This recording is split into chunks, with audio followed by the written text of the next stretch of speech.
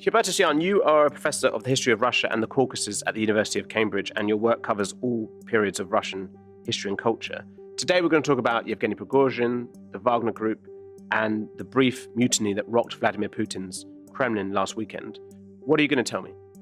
Well, I'll talk about the events as they unfolded since Saturday. I will address the issue of loyalty because this is crucial now. I mean, we are dealing with a sort of a mafia-like situation where two groups are pitched against each other and where loyalty matters most. And of course also the role of Putin and Prigozhin as persons. I mean, where are they going from here? Hubertus, I mean, what we saw play out in Russia last weekend and in the days since has been quite extraordinary. I mean, did anyone see this coming?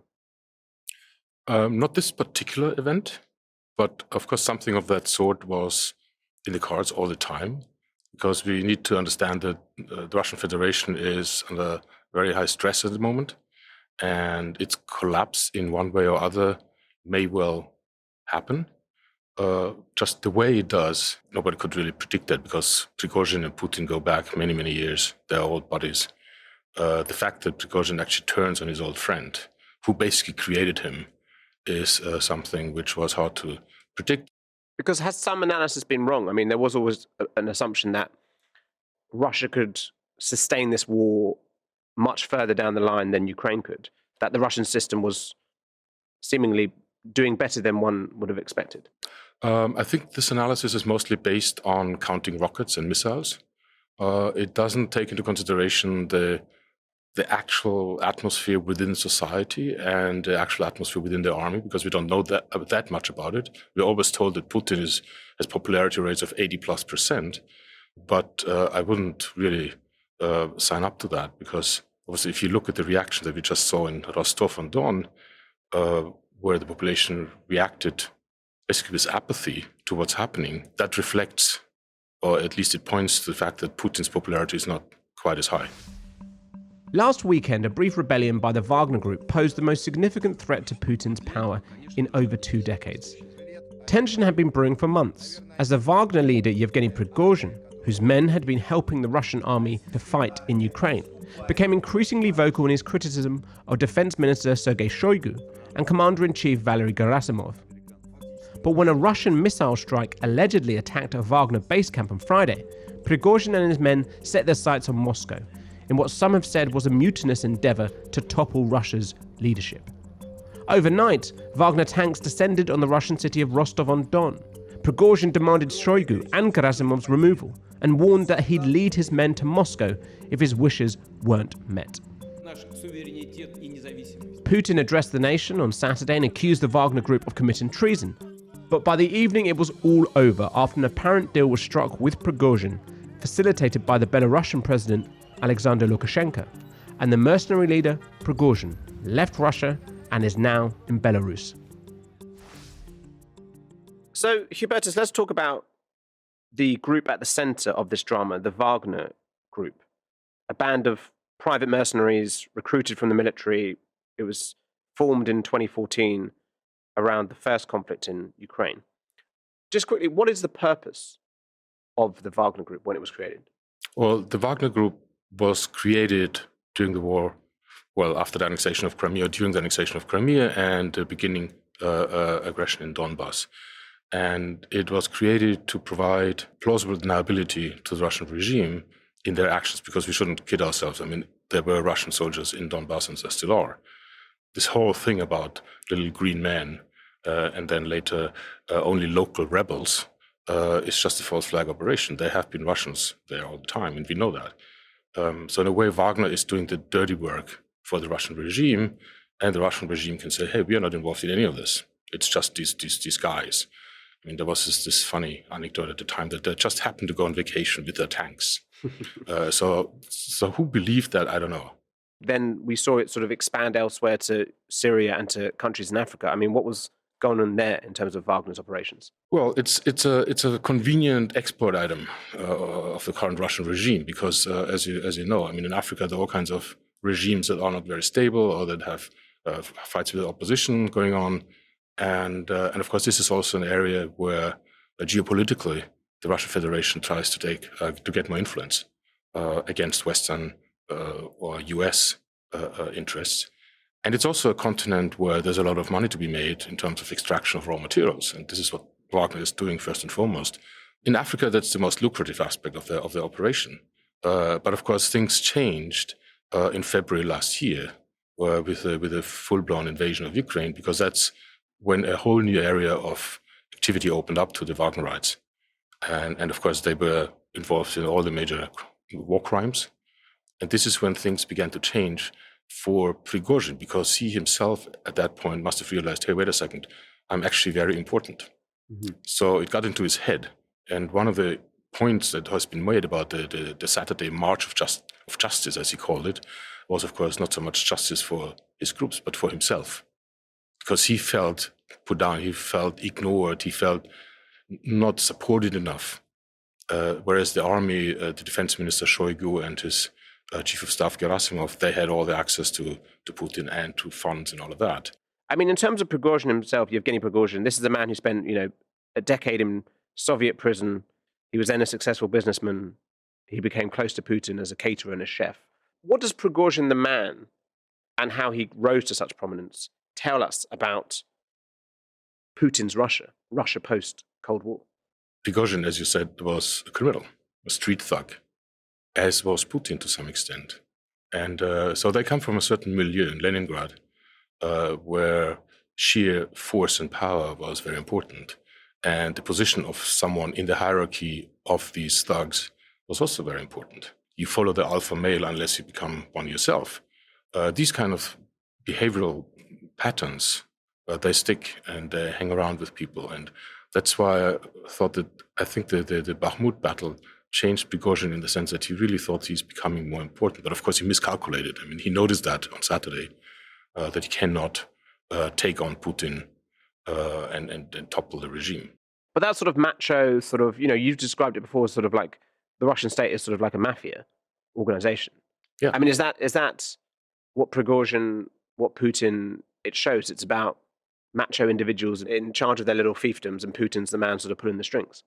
Well, until now, and this is a problem because, one of the key issues of a mafia is to keep the peace and to keep quiet. You don't want anybody to rock the boat. So that's why you have everyone under control all the time and you're checking each other. And so far, this system of balance or divide and rule has worked quite well for Putin, but it was a delicate system, as we see now, because the moment one of these players gets out of line, as Prigozhin now did, the whole thing may collapse like a house of cards. In terms of that divide and rule, why did Putin allow that to happen? In the sense that, was it working for him when the war wasn't going right? And he had Prigozhin speaking out, but Prigozhin was never attacking Putin. He was attacking Sergei Shoigu, the defense minister. Did Putin say, "Oh, that works for me because I'm rising above this battle. That's them two fighting out"? Well, it has worked for him before, and it worked for him until last Saturday, in a sense, because he keeps everyone on their toes. But the question is how much people are still on their toes now after they have seen Putin with basically the emperor without clothes, because it is really down to loyalty, basic loyalty now. This is very typical mafia idea, of course. Who can I trust and who can I not trust?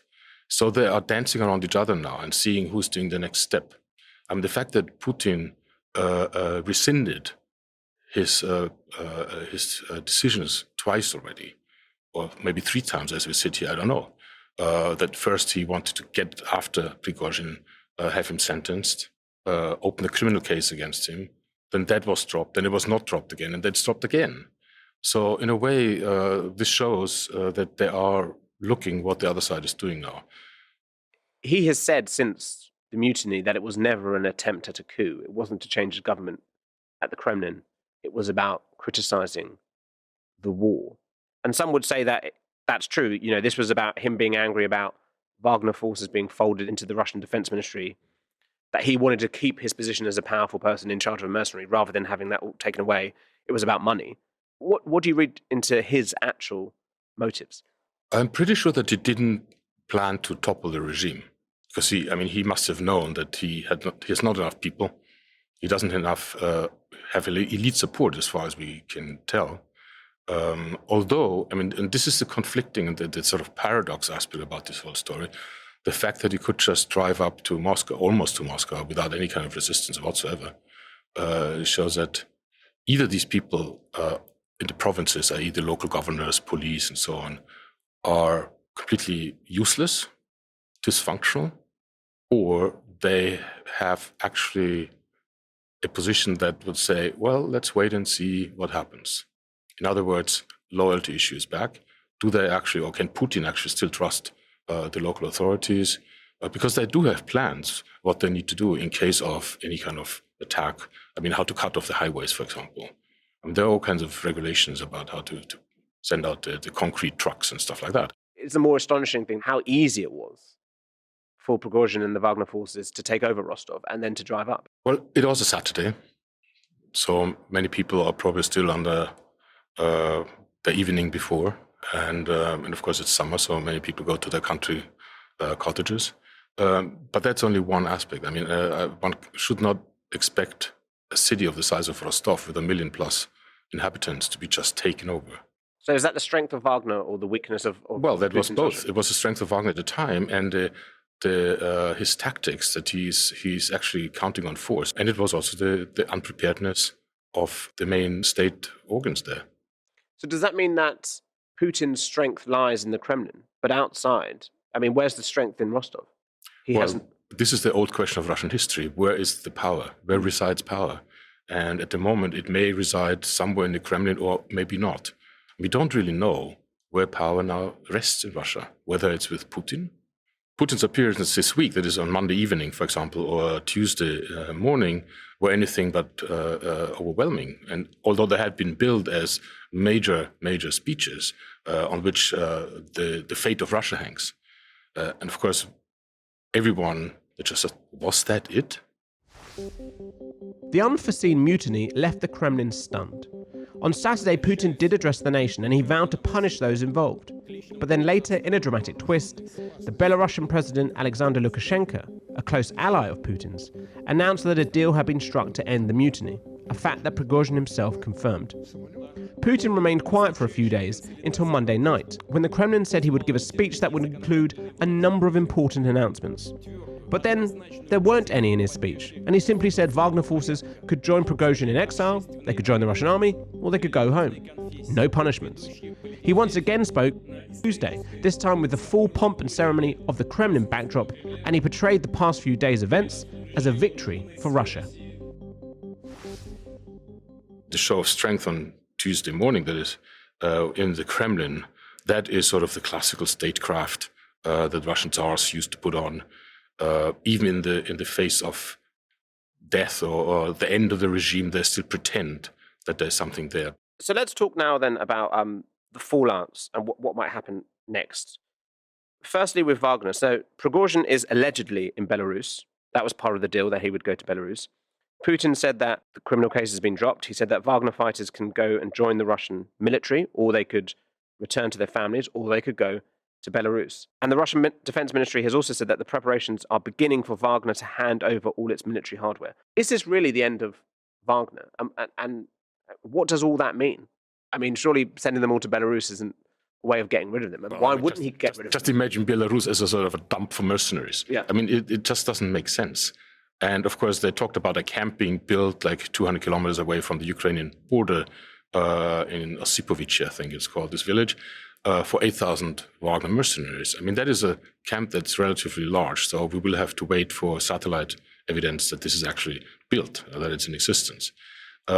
Also, Lukashenko, I mean, acting as Putin's poodle would be foolish to take on 8,000 hardened criminal military types in his country. Who have no loyalty to Lukashenko. Of course, they don't have loyalty to anybody. Their only loyalty is to the person who pays them most.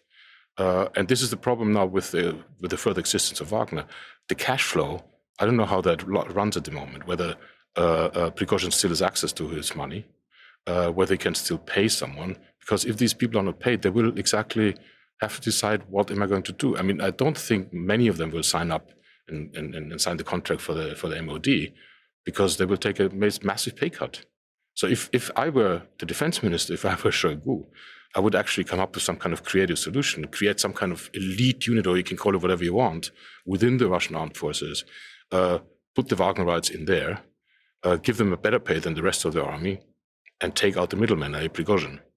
But of course, they won't probably do that.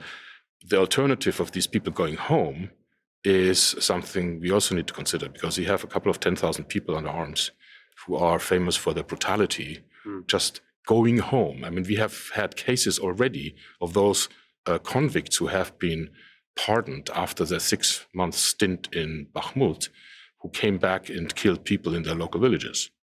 So if you take that times 1,000, then you will see what's going to happen. Do you think Wagner, as a group, whether or not it's disbanded or whatever form it is in Belarus, Ukraine, across Africa, still poses a threat or a headache for the Kremlin? Yes, definitely. As I said, you cannot just get away with so many people under arms who have vested interest in their job that they're doing. And what's the biggest threat they pose?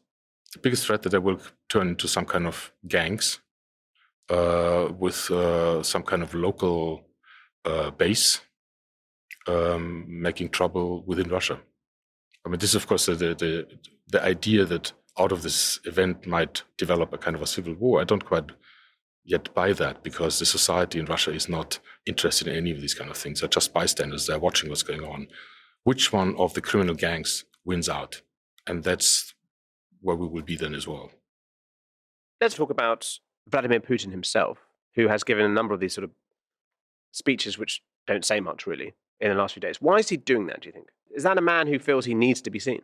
I think Putin may have been given advice from Erdogan what to do. When Erdogan was faced with a coup in 2016, he actually went on TV all the time. And this is the way he stared down the putschists then. Putin doesn't like, it seems to me, at least when you look at his body language, he doesn't like to go on the air. He wants to sit in his bunker or be detached and have the other people do the work. But obviously he has to do it now, just to keep face in the sense of the word. Because Prigozhin, of course, has been using the social media app Telegram, which seems to be one of the last remaining sort of uncensored spaces. And he's used that to sort of talk to the Russian people about what's going on in the war. Do you think that's had an effect, and that's having more of an effect than, Putin giving out, 3 speeches which say nothing? Yes, in terms of communication, he's definitely better than Putin, because he speaks the thuggish kind of language that many Russians know. He doesn't shy away, that is Prigozhin, from rubbing the flesh, from going to the people, from actually having physical contact, which of course Putin is very much afraid of. Putin doesn't go into the crowds and shake hands. So that's where he could have learned from Zelensky, for example, was the exact opposite.